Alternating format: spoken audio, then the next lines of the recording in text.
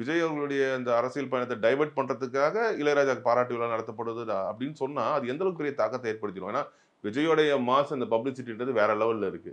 இதுக்கு இளையராஜா அவர்களுக்கு பாராட்டு விழா நடத்தி அதை எப்படி டைவர்ட் பண்ணிட முடியும்? இல்லை, கட்டாயமாக அங்கே வந்து ரஜினியும் கமலும் கலந்துக்கிறாங்க. அவங்க பேசுறது வந்து ஒரு மிகப்பெரிய செய்தியாக மாறும்.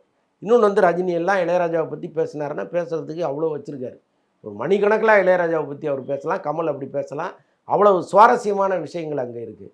இன்னொன்று இளையராஜாவே சர்ச்சைக்குரிய விஷயங்களை தான் பேசுவார் எப்பவுமே. அப்போ அங்கே வந்து ஒரு வேளை முதலமைச்சர் இருக்கார், முதலமைச்சருக்காக ஒரு புது பாடலை அவர் உருவாக்கி போட்டாருன்னா அது வந்து ஒரு பெரிய பேசு பொருளாக மாறும். அப்போ ஒரு வாரம் நீங்கள் விஜய் பற்றி பேசுவதற்கான கண்டென்ட் இருக்குன்னா அந்த ஒரு வாரமும் இளையராஜாவை பற்றி பேசுவதற்கான கண்டென்ட்டையும் அங்கே கொடுப்பாங்க மேடையில். அப்போ அது டைவர்ட் ஆகுங்கிறது ஒரு கணக்கு தான். ஸோ இதெல்லாம் நான் வந்து இது தவறுன்னு எப்போவுமே சொல்ல மாட்டேன். ஏன்னா நீ எதிரி என்ன எடுத்துகிட்டு வரோன்னா அதே ஆயுதத்தை தான் இன்னொருத்தரை எடுத்துகிட்டு வர முடியும். ஸோ அதனால் இந்த போட்டிங்கிறது நிகழ்ந்துகிட்டே இருக்கும். அது வந்து எப்போவுமே தவறு கிடையாது. பட் இளையராஜாவை பியூராக ஒரு பியூரான ஒரு மனதோடு பாராட்டுவதுங்கிறது தான் இங்கே சரியாக இருக்கும்.